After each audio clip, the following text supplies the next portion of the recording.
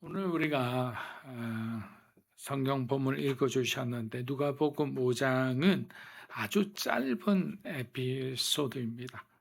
그러나 이 짧은 본문 안에는 하나님의 마음이 담겨 있고 복음의 핵심이 흐르고 있으며 예수님이 어떤 분이신지가 분명하게 드러나 있습니다. 레위기 율법 아래서 나병은 단순한 병이 아닙니다. 몸이 아픈 상태를 넘어서 하나님께 나아갈 수 없는 그런 상태, 그런 사람을 바로 천형을 받았다 해서 하늘이 내린 벌을 가진 사람으로 그렇게 치부했습니다. 그래서 사람들 사이에서 밀려나기 시작했고 혼자 견뎌야 하는 그 고립의 시간, 고독의 시간을 의미했습니다. 즉 나병 환자는 아픈 사람이 아니라 부정하다고 불린 사람들이었어요. 다가가면 안 되는 사람, 반드시 멀리 떨어져 있어야 하는 사람. 그래서 그들은 성 밖에서, 성읍 안에서 살지 못하고 성 밖에서만 살아야 됐습니다. 한마디로 그들의 삶 전체가 무너진 상태죠. 그런데 오늘 본문에서 우리는 정말 놀라운 장면을 마주칩니다. 그 부정한 사람이 예수님께로 나오는 거예요. 그리고 더 놀라운 것은 예수님께서 그를 피하지 않으셨습니다. 보통 유대인이라면, 바리새인이라면, 고결한 서기관들이라면 이러한 사람들이 오면 부정탄다고 해서 그들을 피합니다. 예수님은 뒤로 물러서지 않으셨고 말로만 위로하지 않으셨습니다. 그분은 손을 내미셨고 그리고 그를 직접 만지셨습니다. 신약 성경에서 예수님이 나병 환자를 만지셨다는 이 장면은 어떤 단순한 해프닝으로 봐서는 안 됩니다. 하나님께서 인간의 아픔 가운데, 인간의 아픔 한가운데로 들어오신 장면이자 나병 같은 우리의 상처를, 그리고 우리의 죄를 외면하지 않으시고 기꺼이 끌어안으시는 하나님의 마음이 드러난 순간이기 때문입니다. 그리고 예수님은 말씀하십니다. 내가 원하노니 깨끗함을 받으라. 여러분, 이 말씀은 단순한 자유의 선언이 아니에요. 이 한 문장 안에는 복음이 다 들어있어요. 내가 너를 원한다. 내가 너를 깨끗하기를 원한다. 너는 다시 하나님께 돌아올 수 있다. 이 모든 메시지가 예수님의 이 한마디에 들어있는 거예요. 여러분, 이 본문을 우리가 천천히 묵상하다 보면 한 가지 사실이 마음속에 또렷이 남습니다. 그것은 예수님의 삶에는 흔들림이 없었다라는 것. 우리는 사람의 말에 흔들리죠. 환경에 흔들리고 조건에 흔들리죠. 그리고 예수님은 당신이 만난 사람들 앞에서 언제나 하나님이 어떤 분이신지를 그대로 보여주셨다는 사실입니다. 바로 예수님이 우리를 제자 삼은 것은 바로 우리가 예수님의 삶을 다른 사람에게, 믿지 않은 사람에게 그대로 보여주기를 원해서잖아요. 그렇다면 우리는 어떻습니까? 여러분은 오늘 아침 눈을 뜨자마자 무엇을 가장 먼저 떠올리셨습니까? 오늘 해야 할 일들입니까? 아니면 걱정과 염려입니까? 아니면 무의식적으로 손에 쥔 휴대폰입니까? 우리가 가장 먼저 찾는 그것이 어쩌면 지금 우리의 마음이 기대고 있는 자리일지도 몰라요. 어떤 사람 눈을 뜨자마자 무릎 꿇고 주님 감사합니다. 오늘도 힘든 하루가 될지 모릅니다. 그러나 성령님을 의지하며 오늘도 하루하루 살아내겠습니다. 주님 도와주십시오. 라고 간단하게 기도하며 하루를 시작하는 사람이 있는 반면에 그냥 완전히 그냥 무의식 상태에서 휴대폰으로 그냥 계속 이렇게 화면을 이렇게 전환하는 그런 사람들도 있습니다. 그러나 성경에 나타난 예수님의 삶은, 예수님의 아침은 달랐습니다. 누가 보면 예수님은 사역 중에도 자주 한적한 곳으로 가서 기도하셨다고 말씀하셨습니다. 병든 사람을 고치신 후에도 사람들이 몰려와서 예수님께 영광을 돌리려 할 때에도 예수님은 언제나 먼저 아버지께로 향하셨습니다. 즉 예수님의 삶의 중심은 능력이 아니라 아버지와의 교제였고 기적이 아니라 아버지께의 의존이었고 사람들의 반응이 아니라 하나님 아버지의 뜻이었던 거예요. 그리고 오늘 본문에서 나병 환자를 향해 손을 내미신 그 장면은 바로 그 기도의 자리에서 흘러나온 주님의 사랑이었다. 자, 이것이 왜 중요하냐? 우리가 하나님의 뜻을 앞세우고 하나님께 기도하고 하나님 중심의 삶을 살게 되면 우리 자신도 모르게 평소 하지 않았던 행동들을 하게 되는 거예요. 그것이 뭐냐? 주님의 사랑을 증거하는 거예요. 나누는 거예요. 어느 순간 내 삶에서 내가 가장 소중하고 여기던 어떤 시간들, 물질들, 아니면 어떤 기회들, 아니면 어떤 재능들을 다른 사람과 나누는 모습을 보면서 내가 스스로 놀랄 때가 있어요. 이것은 뭡니까? 여러분의 기도의 응답인 거예요.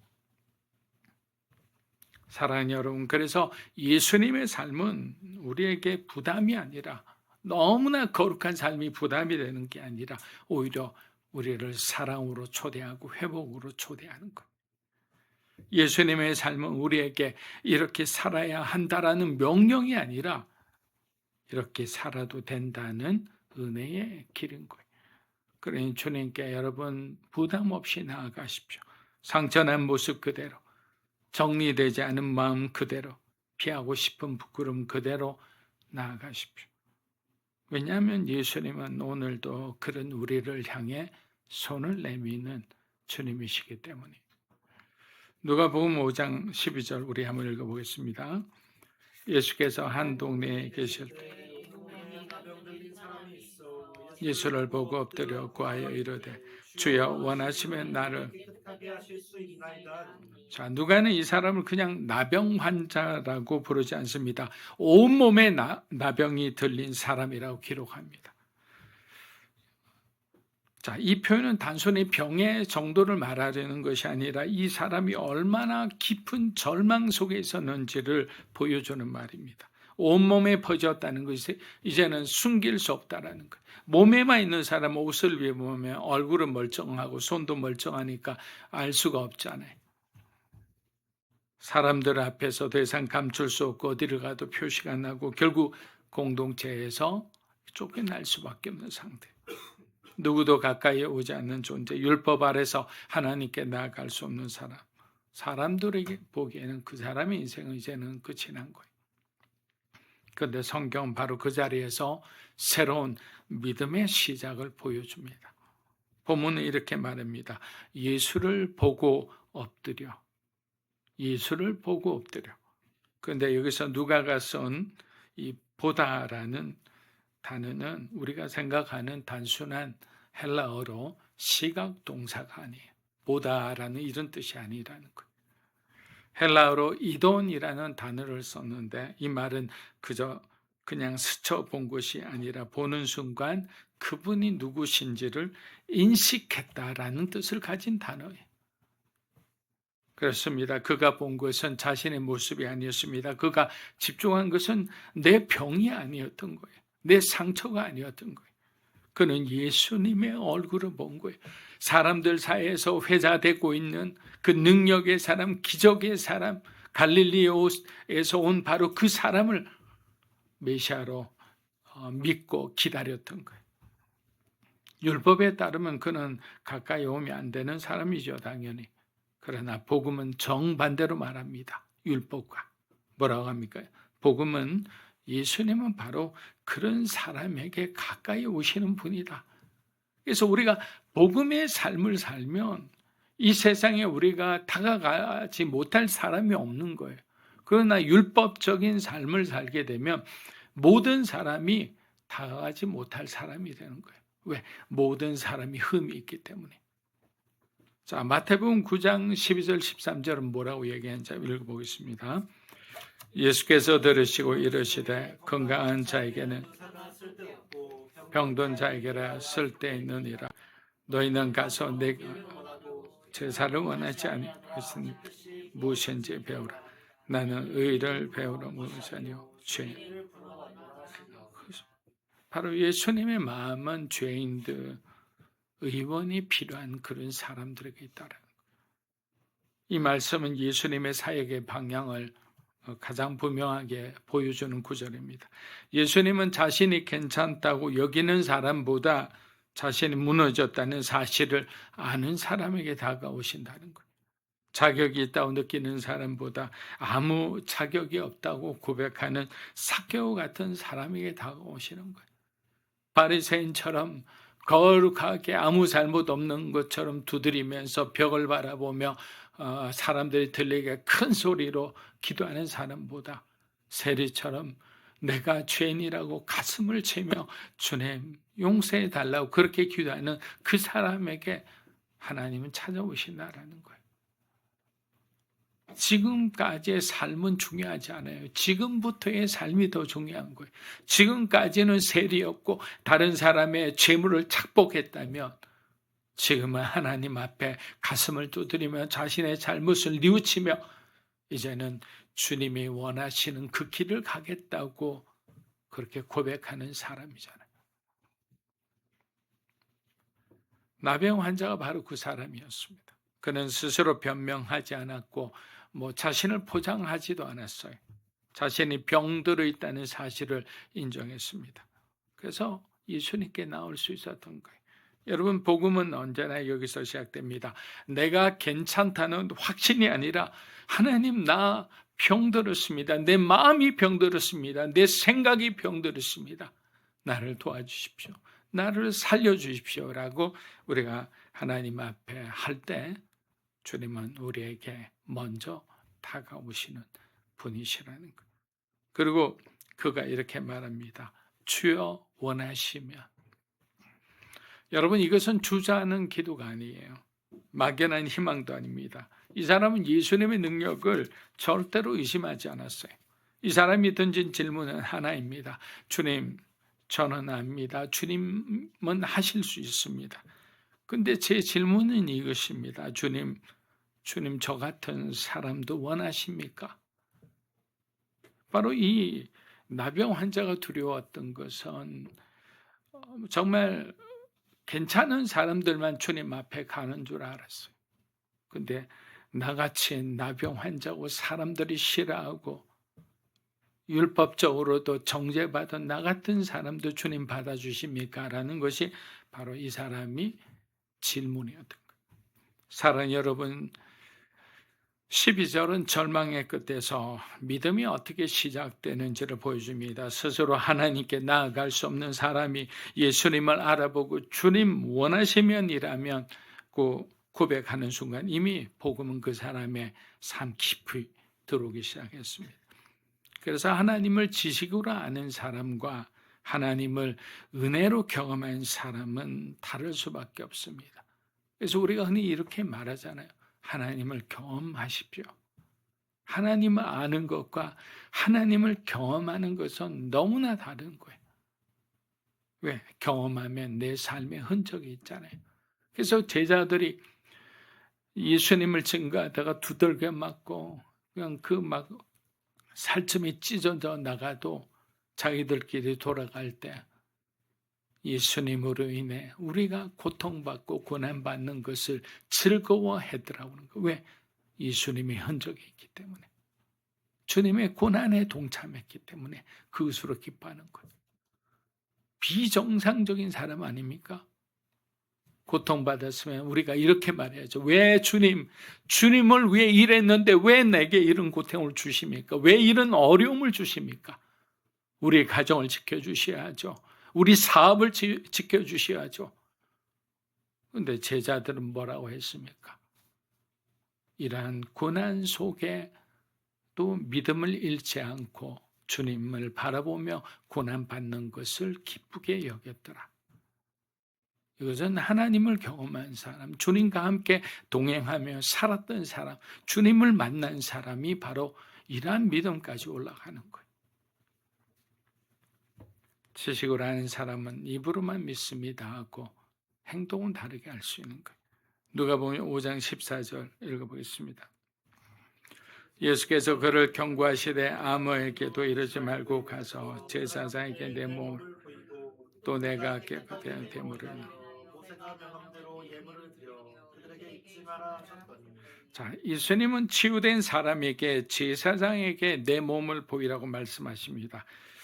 여러분 이것은 단순한 행정 절차라고 보기에는 행정 절차가 아니죠. 하나님께서 레위기 13장 14장에서 직접 정하신 회복의 방식이에요. 자, 여기서부터 여러분 잘 들어보세요. 나병이 치유된 사람이 하나님께 돌아올 수 있는 길은 바로 공동체 안으로 돌아올 수 있는 길은 오직 제사장이 공식적으로 깨끗해졌다고 선언할 때만 가능한 거예요. 자, 왜 그렇습니까? 나병은 단순한 피부병이 아니라 하나님 앞에서의 부정이고 예배로부터의 단절이고 그리고 공동체로부터의 격리를 상징했기 때문에 다시 살아나려면 몸이 나은 것을 보여주는 것만으로 끝나지 않습니다. 그의 회복이 하나님 앞에서 인정돼야 하고 공동체 앞에서 제사장을 통해서 선포돼야 했기 때문에. 자, 이게 왜 중요한가? 예수님은 그를 제사장에게 보내시며 이렇게 했죠. 가서 하나님이 열어놓으신 회복의 길을 따르라. 하나님이 정하신 방식 안에서 너의 치유를 완성하라. 이게 중요한 거예요. 하나님이 정하신 방식 안에 하나님이 만드신 제도도 중요하고요. 하나님이 만드신 질서도 중요합니다. 우리는 기적을 경험한 사람 막 기적 그 자체에 그냥 푹 빠져 있는 거예요. 또 기적만을 쫓아버리는 거예요. 그런데 하나님은 세상 가운데 제도를 만들었고 법을 만들었으면 그 제도와 법을 통해 우리를 치유하고 회복시키는 거예요. 그런데 은혜 받은 사람 마치 초법적인 생각을 합니다. 초행정적인 생각을 하는데 그게 아니라는 거예요. 왜? 하나님은 질서의 하나님이시기 때문에. 은혜는 여러분 무질서가 아닙니다. 은혜는 하나님이 정하신 방식 안에서 우리가 행할 때 온전해지는 거예요. 자, 몸이 아프다. 기도로 나으면 얼마나 좋겠습니까? 물론 기도로 낫는 사람들이 많죠. 그래 하나님은 또 누구를 세워서 의학을 만드시고 의사를 세우셨어요. 의사에게 맡겨서 함께 기도로 동역해서 그렇게 낫게 되는 것이 사실은 성경적이죠. 근데 맨날 어디 기도원에 가서 두들겨 패다가 죽었다는 그런 소식을 들으면 얼마나 답답한지 몰라요.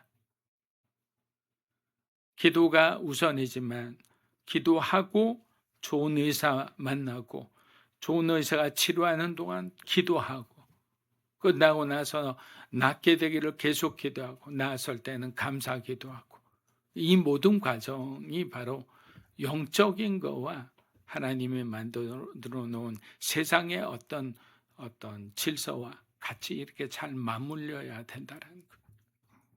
그래서 예수님은 이렇게 말씀하셨어요. 예물을 드려 그들에게 입증하라. 자, 무엇을 입증합니까? 하나님이 나를 깨끗하게 하셨다는 것을 예물을 드리며 그들의 어떤 질서였어요. 예물을 드림으로써 제사장의 선포와 하나님께 감사 예물, 이게 이제 딱 맞춤인 거예요. 나는 하나님께 속한 사람입니다. 나는 공동체 안에서 이제는 새롭게 그들의 공동체원으로 살아가게 되었습니다라는 것을 선언하는 거예요. 이 과정까지 하지 않았고 예물을 드리지 않은 그 사람은 아직까지 공동체원이 안 되는 거예요. 여러분, 치유는 언어의 시작이고 순종은 은혜의 완성입니다. 이제 하나님이 정하신 자리로 돌아가라. 그 회복을 너의 삶으로 증명하라는 이 말씀 안에서 여러분이 돌아갈 자리는 어디죠? 우리가 돌아가야 할 자리는 어디입니까? 어디서 우리는 길을 잃고 헤맸을까요? 주님이 우리에게 말씀하셨는데도 불구하고 우리는 우리의 어떤 기호에 따라 자꾸 찾다 보니 어느 순간에 엉뚱한 길에 서 있지는 않습니까? 예수님은 분명히 그래요. 너의 자리로 돌아가라 했습니다. 길을 잃어버릴 때는 방황하고 분주해지고 조급해지고 조바심 나는 것. 누가복음 5장 15절 16절 우리 마지막 구절 읽어보겠습니다. 예수의 소문이 더욱 퍼짐에 수많은 무리가 말씀도 듣고 자기는 예수는 물러가서 한적한 곳에서 기도하시니라. 자, 사람들은 예수님께 몰려왔어요. 각자의 필요가 있었고 아픔이 있었고 기대가 있었겠죠. 물론 그 자체는 잘못은 아닙니다. 그러나 예수님은 그 모든 사람들의 필요와 요구 한가운데서 갑자기 물러나셨어요. 왜입니까? 예수님은 사람들의 필요보다 아버지의 뜻을 더 소중히 여겼기 때문에 이것을 이겨내고 이것을 끊어낼 수 있는 사람이 하나님께 더 한 발 더 다가가고 하나님께 더 위대하게 더 소중하게 쓰임받는 거예요. 근데 대부분의 사람이 이것을 끊어내지 못해요. 저도 그랬습니다. 예수님은 사람들이 원하시는 분이 아니라 아버지가 기뻐하시는 아들이었어요. 그래서 우리의 어떤 정체성을 알아야 되는데 우리는 하나님의 자녀다 이러면 하나님이 기뻐하시는 일을 해야 하는데 우리는 어느 순간에 사람들이 기뻐하는 일을 하고 있어요. 그것 때문에 어려워하고 그것 때문에 마음 상해하는 거예요. 사람들이 속상해하면 내 마음이 속상해하고 하나님은 관계없이 돼버리는 순간이 되는 거예요. 그래서 예수님은 사람들이 몰릴수록 아버지 앞으로 더욱 가신 거예요. 여기서 우리는 또 하나의 깨달음을 얻습니다. 예수님의 능력은 뭐 사람들의 반응과 사람들의 지지에서 온 것이 아니다. 예수님의 사역은 오직 기도의 자리에서 흘러나왔다. 여러분, 우린 종종 이렇게 생각합니다. 사람들이 필요로 하는데 사역을 멈춰서는 안 돼. 이것은 하나님이 내게 주신 사역이야. 지금은 기도하기보다는 눈앞에 닥친 일들, 이 사람들을 어떻게 해줘야 되지 않아? 주님도 우리의 선택을 존중하실 거야. 라면 막 합리화할 때가 있죠. 그러나 여러분, 예수님은 그들의 생각과는 반대로 행동하셨어요. 가장 바쁠 때 가장 깊이 기도하셨습니다. 왜냐하면 하나님의 영광은 사람들의 어떤 박수 속에서 유지되지 않아요. 여러분도 경험해 보셨잖아요. 사람들이 여러분들에게 전화하고 여러분들을 칭송하는 것은 우리가 현직에 있고 우리가 영향력이 있고 우리가 돈이 있고 우리가 권세 있을 때뿐이에요. 빈털터리가 되잖아요. 다 떠납니다. 그래서 기도는 우리가 현실을 피하는 것이 아니라 하나님의 임재 속으로 들어가는 거예요. 왜? 더 큰 일을 하기 위해. 근데 우리는 가장 바쁠 때 기도하지 않고 가장 힘들 때 하나님을 찾지 않는 것으로 유명합니다. 신방을 하다 보면요. 그 집이 기도하는 집인지 하나님을 예배하는지 조금 이렇게 지내다 보면 금방 알 수 있습니다. 그 집에서 가장 많이 나오는 말이 무엇인지를 보면 압니다. 기도하는 집은 집안에 어려움을 먼저 이야기하지 않아요. 사람 이야기를 먼저 하지도 않아요. 문제가 커도 사정이 어려워도 항상 말 끝에 하나님 이야기가 남아있어요. 그래서 돌아올 때는 뭐냐면 어떤 기억이 남냐면 하나님 이야기로 그 이야기가 주는 그 따뜻함과 또 거기서 얻는 격려와 위로가 목회자와 함께 신방한 모든 사람 가운데 가득해진 가운데 돌아옵니다. 물론 어려움도 이야기하죠. 그러면 어려움 가운데 항상 하나님의 돌보심이 있다는 것을 고백하는 거예요. 사랑하는 여러분, 기도는 하나님을 가장 가치 있는 분으로 다시 바라보는 자리예요. 우리가 기도하는 것은 그 시간에 가장 가치 있는 선택을 하는데 그게 뭐냐? 하나님이시잖아요. 그리고 하나님을 가장 가치 있게 여길 때 여러분의 사역도 선택도 삶도 제자리를 잡게 되리라 믿습니다. 하나님을 가장 만족하는 것이 가장 영화로운 길임을 알고 예수님이 걸어가신 그 길을 저와 여러분도 걸어가게 되시기를 축복합니다.